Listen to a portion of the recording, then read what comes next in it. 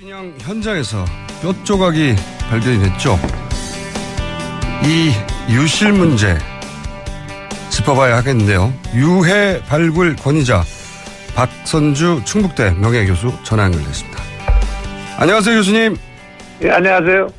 네, 처음에는 미수습자 유해로 추정된다고 했다가 이제 뼈 조각으로 정정이 됐는데, 이제 이 사태를 보면 그 유실 가능성이 해수부에서는 거의 없다고 했는데 말이죠.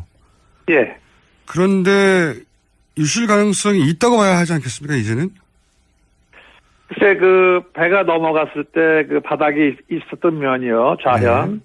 그쪽에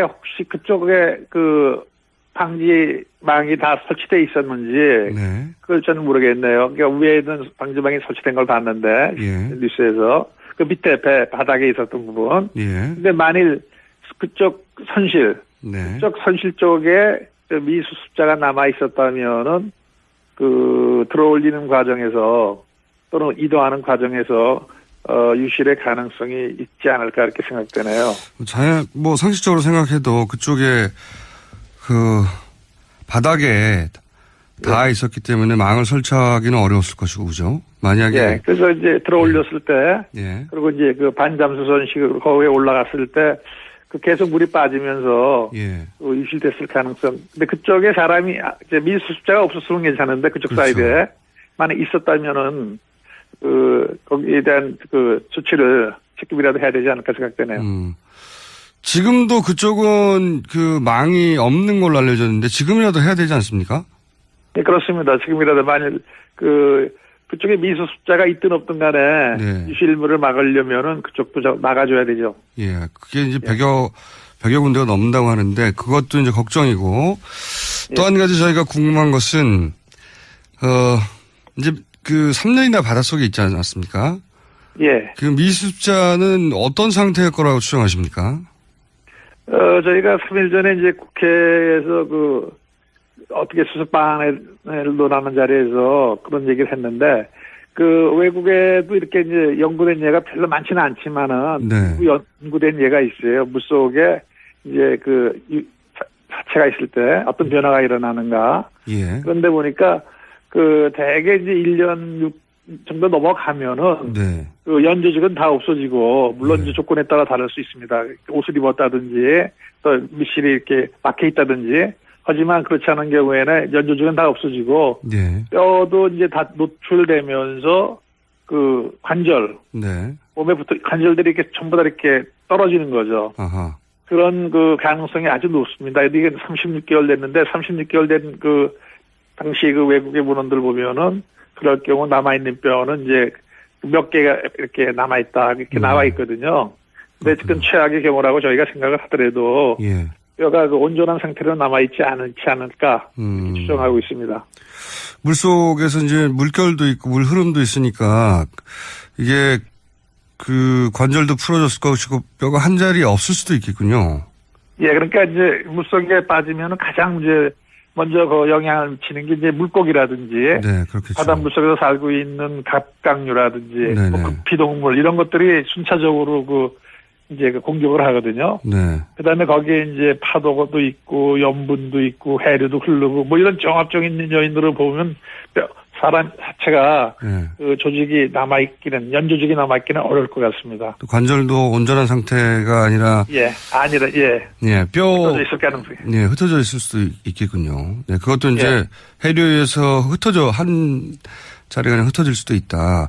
그러면 그런 상태에서 지금 현재 해수부의 작업 프로세스를 보면 수색을 하기 전에 소독을 한다고 하거든요. 예. 그러니까 수색 전에 준비 작업으로 5일, 10일 정도 소요될 거라고 생각된다며 소독을 한다고 하는데 이건 문제가 없습니까? 소독은 이제 꼭 해야 되니까요, 그 안에. 근데 그래서 소독하는 과정에서 이제 사람들이 들어가서 밟고 다닌다든지 그러면 안 되고, 네. 바깥에서 안으로 이제 쏴놓든지 그렇게 해서 소독을 해야 된다고 생각을 하죠. 그게 현장이기 때문에, 네. 그게 이제 교란이 돼서 사람들에 의해서 흔들리면은 흐트러짐이 심해지겠죠, 예. 조심해야 되죠, 그래서. 특히 소독한다 그러면 아마 물줄기도 아주 센 물줄기일 것 같은데 거기에 뼈 조각이 손상되거나 그러진 않을까요? 부서지지는 않지만은 이제 흩어지는 거죠. 유실될 수도 바닥 있다. 같은 데 닿았을 때. 그래서 소독을 할 때 이제 배가 옆으로 넘어졌으니까 네. 그쪽 사이드 넘어진 쪽으로 이제 시신들이 있을 가능성이 아주 높죠. 네. 그러니까 그쪽은 정말 건드리지 않고 예. 나머지 면만 이제 뿌려 된다든지 뭐 그래야 될 것 같은데 그래도 물줄기가 많이 강해지면 그게 벽을 타고 흘러가서 그 밑에 네. 뻘 같은 게 쌓여 있을 때 예. 이제 거기에 영향을 미칠 수가 있죠. 조심을 해야 될 겁니다, 굉장히. 소독도 조심해야 된다. 근데 그 5일 만에 그 큰 배를 다 소독한다는 게 이게 너무 시간을 짧게 잡은 거 아닌가요? 원래 작년에 해수부 계획은 한 달쯤 잡았었어요. 예. 소독만. 소독하고 예. 소독하고 안전장치하고 뭐 이런 거 해서 한 달 정도. 예. 근데 이번에는 왜 이렇게 빨라졌는지 모르겠네요. 원래 계획은 한 달쯤 돼 있는 걸로 봤는데. 한 달 하던 걸 지금 5일 내야 한다고. 그것도 그렇게 지금 이미 배가 나왔으니까. 예. 이렇게 서두를 일이 아닌 것 같은데 말이죠. 그렇죠. 예. 그래서 먼저 저희가 이제 그 안에 어떤 상태인지 그런 소독 같은 거 하기 전에 먼저 선발대가 들어가서 물론 안전장치를 해야 되겠지만 들어가서 그 상황을 보고 네. 그다음에 천천히 차근차근히 치밀하게 준비를 해야 될 겁니다. 교수님 생각으로는 애초 계획대로 한 달 이상 잡고 해야 될 일이라고 보시는 거죠? 네, 저도 상황은 그때는 이제 되게 격실이 굉장히 많고 크고 네. 그러기 때문에 한 달이란 시간 내에 차근차근 해야 되겠다 이렇게 생각을 했는데 요새 자꾸 뉴스에 보니까 뭐 열흘에 한다는 이렇게 짧게 며칠에 한다는 것들이 나와서 네. 이렇게 서두르나 하는 생각이 좀 있네요. 서두르지 말고 예. 유도 좋으니까 천천히 유해한테 어떤 손상이 가지 않게 그렇게 작업을 해야 된다고 생각하죠. 그럼 이건 어떻게 보십니까? 유해 발굴 전문가로서 세월호를 이제 세워서 작업을 한다, 뭐 선체를 3등분한다 이런 얘기 계속 나오지 않습니까? 예. 그래서 이제 조사 차원에서 그러니까 그 사건의 실체를 조사하는데 절단해서는 안 된다라는 주장은 있는데 이 유해 발굴 차원에서 절단하거나 하는 건 어떤 문제가 있습니까? 안에 지금 뻘이 저희가 가정하기를 배 안에 뻘이 있을 경우, 예. 뻘이 없을 경우, 예. 뻘이 있어도 뻘이 많이 쌓였을 경우, 조금 쌓였을 경우 이제 몇 가지로 나눠서 생각을 해야 되거든요. 예. 근데 만일 뻘이 많이 두껍게 있어가지고 뻘 안에 유해들이 있다면은 네. 또는 뻘이 얼마 없어 지금 보니까 유실되는 데서 뻘이 같이 나온다 그러는데 네네. 물기를 먹고 있는 거거든요. 네. 그래서 그게 만약 움직이면은 예. 뻘이 움직이게 되죠. 그 안이 예. 움직이면은 그 유해들이 같이 이제 흩어진다든지 다른 유해하고 섞인다든지 그럴 가능성이 아주 높죠. 그래서 말씀드리는 게 먼저 수색대 중에 선발대가 들어가서 네. 어린아이 미수 숫자가 있다고 생각되지는 그 위치를 가서 먼저 보고 예. 그렇게 세워도 괜찮겠다 이렇게 판단이 되면은 세워도 되고 예. 만일 세우면은 그 안에 있는 것들이 전부 다 이렇게 섞인다든지 흩어지겠다 이렇게 생각되지만 세워서는 안 되죠. 아하. 그러니까 먼저 조사를 해봐야 되죠. 작업 순서가 틀렸다는 말씀이시군요. 예. 그렇죠, 예. 예. 지금은 이제 일단 세워놓고 그리고 이제 작업을 빨리 하기 위해서 자르고 그리고 소독을 5일 만에 빨리 하고 이런 식의 신속한 일정들인데 그게 아니라 먼저 보고 예. 그리고 유해의 위치를 어느 정도 확인하고 세워서는 그 유해가 흩어진다든가 이게 보존이 안 되면 안 되니까 예, 그렇습니다. 그런 준비 작업을 철저히 한 다음에 그리고 오랜 시간을 가지고 소독을 해야 하고 뭐 선체 절단도 사실은 절단하는 부위에 유해가 있다면 그 유해도 같이 절단되는 거니까요, 완전히. 그렇죠. 예. 예. 그거는 게다가 흩어지는 정도가 아니라 이제 아마도 뭘로 절단할지는 모르겠지만 아주 강력한 힘으로 절단할 텐데 그럼 유해도 박살이 날 수도 있지 않습니까? 그 사이에 그렇죠. 이제 예. 박살이 날 수가 있고 또 이렇게 충격을 받아서 진동에 예. 것들이 뭐 이렇게 서로 모이기도 하고 하여튼 그 방법은 일단은 먼저 선조사가 이루어져야 된다는 거 말씀드릴 수 있겠어요. 선조사가 먼저. 자, 그러면 오랜 시간 이런 발굴 작업을 해 오셨던 분으로서 물론 이런 똑같은 환경은 아니겠지만은 유해 발굴을 하는 게 얼마나 정교하게 해야 되는지 조심스럽게 해야 되는지 이런 일반론을 좀 설명해 주십시오. 저희는 해본 적이 없기 때문에. 예, 이제 저희가 유해 발굴 같은 거 이제 민간인 희생자들 뭐 60년대, 70년대 거 할 때 예. 마찬가지고 이제 유해 발굴, 감식, 봉안이라는 게 순서가 있죠. 매 순서마다. 예. 근데 매 순서마다 아주 굉장히 정교한 작업이 필요해요. 예를 들어서 그 부사부로 막 베낀다든지 거기다 어떤 외부적인 물리적인 힘을 가하면은 그 유해가 손상이 되거든요. 네. 그래서 유해가 나올 수 있다고 추정되는 지역에서부터는 전부 다 수작업입니다. 손으로. 예. 손으로 하고 전부 다 이렇게 붓으로 털어가면서 유해를 그래도 유해 손상이 갈 수가 있어요. 흑송 같은 걸로 하는 과정에서 이렇게 스친다든지 그러면서. 예. 그렇기 때문에 그런 거의 문화재 발굴보다 더 정교하게 해야 할 그런 작업들이죠.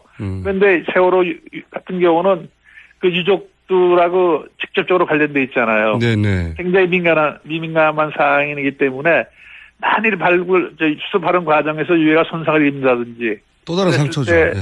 예, 그런 유족들에게 또 하나의 상처를 주고 또 엄청난 그 파장이 있을 거로 생각이 되기 때문에 예. 정말 그 문화재 발굴보다 더 조심스럽게 해야 되는데 그 모든 과정이 그 훈련받은 전문가에 의해서 이루어져야 되거든요. 사람 뼈이기 때문에. 어떤 전문가들이 참여해야 됩니까? 교수님 생각하시기에. 그러니까 이제 저희는 그 대학에서 훈련받은 체질인류학이라고 하는 과목에서 사람 뼈 대학을 훈련받은 사람들, 예. 또 유해 발굴 현장에서 실제 해본 사람들, 예. 그런 사람들이 이제 들어가서 같이 작업을 해줘야 되고 그런 사람들이 그 현장을 이렇게 통제해주는 그런 역할을. 왜냐하면 이제 그 수색대원이 들어가는데 그 일반인 그 용역회사가 들어간다는 말이 있더라고요. 예. 그분들은 그 뼈에 대한 그 이해가 없지 않습니까? 그렇죠. 그리고 뼈가 어떻게 구성되어 있는지도 모르고 그래서 무심결에 손상을 할 수 있기 때문에 그 훈련받은 전문가 내지 또는 그런 사람들이 같이 들어가서 현장을 이렇게 통제해줘야 된다 그렇게 생각을 하죠. 이게 서두를 일이 아니라는 게 정말 핵심이군요. 그렇습니다. 예. 현장을 최대한 보존해야 되고 어설프게 뭐 세운다, 절단한다, 뭐 5일 만에 다 끝낸다 이런 얘기는 절대 하면 안 되겠군요. 그렇죠. 저희가 3년을 기다려왔는데 예. 조금만 더 기다려도 되지 않을까 생각되네요. 알겠습니다. 오늘 말씀 감사합니다. 예. 들어가세요. 지금까지 박선주 충북대 명예교수였습니다. 지금도 그쪽은 그 망이 없는 걸로 알려졌는데 지금이라도 해야 되지 않습니까? 네, 그렇습니다. 지금이라도 만일 그쪽에 미수 숫자가 있든 없든 간에 네. 유실물을 막으려면은 그쪽도 막아줘야 되죠. 예. 그게 이제 100여 군데가 넘는다고 하는데 그것도 이제 걱정이고 또 한 가지 저희가 궁금한 것은 이제 그 3년이나 바닷속에 있지 않았습니까? 예. 그 미수습자는 어떤 상태일 거라고 추정하십니까? 저희가 3일 전에 이제 국회에서 어떻게 수습 방안을 논하는 자리에서 그런 얘기를 했는데, 외국에도 이렇게 이제 연구된 예가 별로 많지는 않지만은, 네. 연구된 예가 있어요. 물속에 이제 사체가 있을 때 어떤 변화가 일어나는가. 예. 그런데 보니까 모르겠네요. 그러니까 위에 있는 방지망이 설치된 걸 봤는데, 예. 뉴스에서. 그 밑에 바닥에 있었던 부분. 예. 근데 만일 그쪽 선실, 네. 그쪽 선실 쪽에 미수습자가 남아 있었다면은 들어올리는 과정에서 또는 이동하는 과정에서 유실의 가능성이 있지 않을까 이렇게 생각되네요. 뭐 상식적으로 생각해도 그쪽에 바닥에 다 있었기 때문에 망을 설치하기는 어려웠을 것이고, 그죠? 만약에. 예. 그래서 이제 들어올렸을 때, 예. 그리고 이제 반잠수선식으로 거기에 올라갔을 때, 계속 물이 빠지면서, 예. 유실됐을 가능성. 근데 그쪽에 사람이, 이제 미수습자가 없었으면 괜찮은데, 그쪽 그렇죠. 사이드에. 만약 있었다면은, 거기에 대한 조치를 책임이라도 해야 되지 않을까 생각되네요.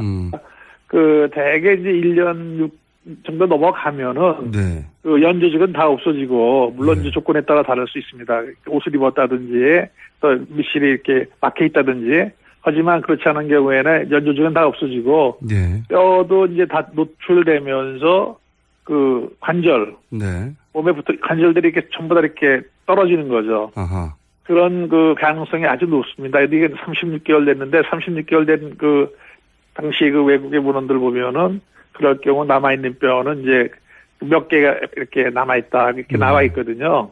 근데 지금 최악의 경우라고 저희가 생각을 하더라도, 예. 뼈가 그 온전한 상태로 남아있지 않을까 이렇게 추정하고 있습니다. 물속에서 이제 물결도 있고 물 흐름도 있으니까 이게 그 관절도 풀어졌을 것이고 뼈가 한 자리에 없을 수도 있겠군요. 예, 그러니까 이제 물속에 빠지면 가장 이제 먼저 그 영향을 미치는 게 이제 물고기라든지 네, 그렇겠죠. 바닷물 속에서 살고 있는 갑각류라든지 뭐 급피동물 이런 것들이 순차적으로 이제 공격을 하거든요. 네. 그다음에 거기에 이제 파도도 있고 염분도 있고 해류도 흐르고 뭐 이런 종합적인 요인들을 보면 사람 자체가 네. 그 조직이 남아있기는 연조직이 남아있기는 어려울 것 같습니다. 또 관절도 온전한 상태가 아니라 예, 뼈 흩어져 있을 가능성이. 네, 흩어져 있을 수도 있겠군요. 네, 그것도 이제 예. 해류에서 한 자리가 그냥 흩어질 수도 있다. 그러면 그런 상태에서 지금 현재 해수부의 작업 프로세스를 보면 수색을 하기 전에 소독을 한다고 하거든요. 예. 그러니까 그냥 현장에서 뼈 조각이 발견이 됐죠. 이 유실 문제 짚어봐야 하겠는데요. 유해 발굴 권위자 박선주 충북대 명예교수 전화 연결됐습니다. 안녕하세요, 교수님. 예, 안녕하세요. 네, 처음에는 미수습자 유해로 추정된다고 했다가 이제 뼈 조각으로 정정이 됐는데, 이제 이 사태를 보면 그 유실 가능성이 해수부에서는 거의 없다고 했는데 말이죠. 예. 그런데 유실 가능성이 있다고 봐야 하지 않겠습니까, 이제는? 글쎄, 그 배가 넘어갔을 때 그 바닥에 있었던 면이요, 좌현. 네. 그쪽에 그 방지망이 다 설치돼 있었는지, 네. 그걸